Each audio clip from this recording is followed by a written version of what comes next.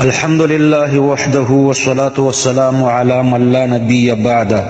د کتابخانو د چاپخانو والا یو شعر په کتابونو باندې لیکي، نو غیر مقلدین په هغه شعر باندې سوځي او غلطه معنی ذکر کوي او بیا په فقه باندې اعتراض کوي. اول شعر درته ذکر کوم. شعر داسې دی: الهدایة کالقرآن قد نسخت ما صنفوا قبلها في الشرع من کتب. غیر مقلدین داسې معنا کوي، وایي هدایت د قرآن په شان ده چې د شریعت مخکینی ټول کتابونه منسوخ کړه. العیاذ بالله. غیر مقلدین غلط ترکیب کوي. کل قرآن د الهدایتو لپاره خبر ګرځي، نو معنی دا کوي چې الهدایتو کل قرآن، هدایت د قرآن پشان کتاب ده. حالانکه کل قرآن خبر نه ده بلکې خبر قد نسخت ده، او کل قرآن تر نسخت پورې تعلق لري، یا د نسخت د ضمیر نه حال واقع شوی ده.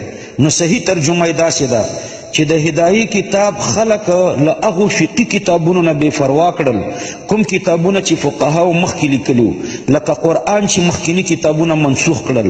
اصل الفاظ د فی شرع من کتب نه ده بلکې بالفقه فی الفقه من کتب ده، چې کوم کاتب د غلطۍ له وجې د فی الفقه نه فی الشرع جوړ کړی دی. مقام ابي حنیفه طبعه اول صفحه 245. دارنګ غیر مقلدین په دې شعر کې د صنفو د لفظ معنا نه کوي. که د دې لفظ معنا را نقل کړي نو بیا د اعتراض ځای نه پاتې کیږي.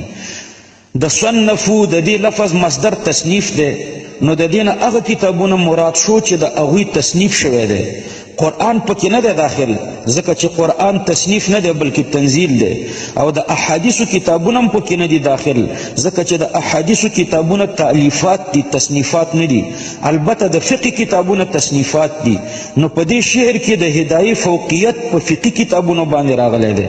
د نسخ معنا په خاتمې سره هم راغلی ده، او په دې کې هیڅ شک نشته چې په مدارسو کې چې د فقه کوم کتابونه په نصاب کې داخل دي، نو د دوی ټولو په خاتمه او په اخر کې هدایه لوستل کیږي.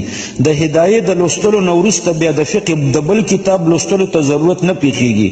د لامذهبو په مدارسو کې هم دا کتاب د ټولو فقهي کتابونو په اخر کې لوستل کیږي.